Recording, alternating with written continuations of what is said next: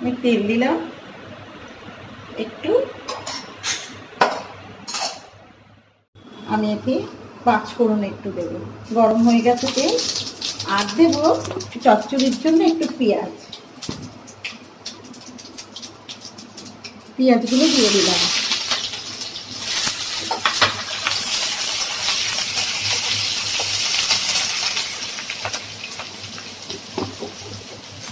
আর দেবো এই মাছের মাথাগুলো ভাজা হয়ে গেছিল সকালে, এই ভাজা মাথাগুলোকে তুলে দেব।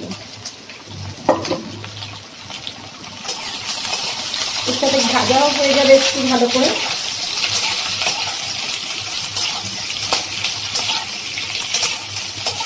কাতলা মাছের মাথা ছিল অর্ধেকটা, সেটা রেখে দিলাম, একটু চচ্চড়ি করবো বলে।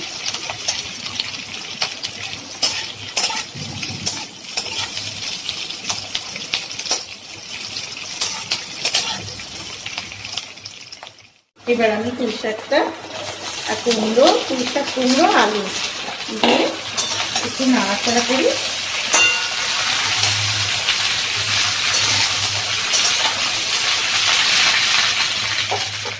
রেখে দিলাম, তাহলে কি জলটা বেরোবে, মজে যাবে, তখন আমি মশলা করছি। এবার কষা হয়ে গেছে, আমি জল দেবো, সিদ্ধ হওয়ার মতো জলটা দিচ্ছি পরিমাণ মতো।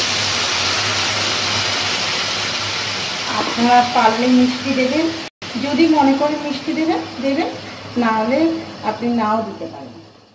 একটু মিষ্টি দিতে ভালোই লাগে, ডাঁটা শাকটাকে কুমড়োর তরকারিতে একটু মিষ্টি না হলে না ব্যালেন্সটা থাকে না। এটা আমি এবার ঢাকা দিয়ে দিচ্ছি, দেখি কত দূর। হ্যাঁ, হয়ে গেছে।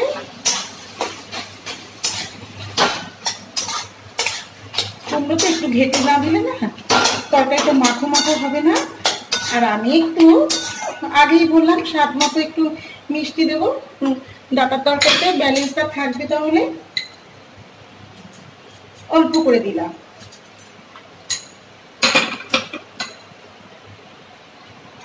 দুজনের রান্না দেখুন খেলাবাটি রান্নার মতোই লাগছে। মাও নেই